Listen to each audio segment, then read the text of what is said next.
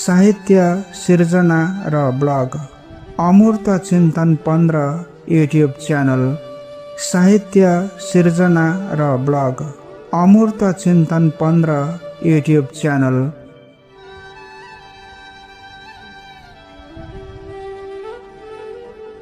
गजलका शेरहरू यसरी सुरु हुन्छ। कसलाई के थाहा मेरो मनभित्र कहाँ घाउ भयो। कसलाई के थाहा मेरो मनभित्र कहाँ घाउ भयो। पाइला सार्दा सार्दै जिन्दगी नै जुवाको दाउ भयो। कसलाई के थाहा मेरो मनभित्र कहाँ घाउ भयो। के सनक चढेको थियो मलाई, के सनक चढेको थियो मलाई।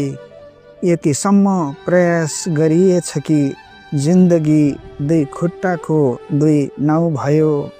कसलाई के थाहा मेरो मनभित्र कहाँ घाउ भयो। अर्थ र मित्रता बढाउन त बढाइयो, अर्थ र मित्रता बढाउन त बढाइयो, तर जीवनको हिसाब किताबमा जोडभन्दा बढी नै घटाउ भयो। कसलाई के थाहा मेरो मनभित्र कहाँ घाउ भयो। ठिकै छ राम्रै छ हाँसेरै बाँचेको छु भन्छु। ठिकै छ राम्रै छ हाँसेरै बाँचेको छु भन्छु, तर पनि हाँस्ने आँखाभित्र नदेखिने आँसुको तलाउ भयो। कसलाई के थाहा मेरो मनभित्र कहाँ घाउ भयो। साह्रै असन्तुष्ट हुनु पनि त राम्रो कुरो होइन रहेछ। साह्रै असन्तुष्ट हुनु पनि त राम्रो कुरो होइन रहेछ।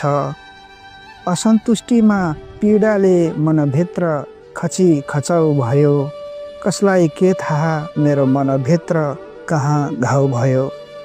कसलाई के थाहा मेरो मनभित्र कहाँ घाउ भयो। मेरो मनभित्र कहाँ घाउ भयो। नमस्कार, धन्यवाद छ।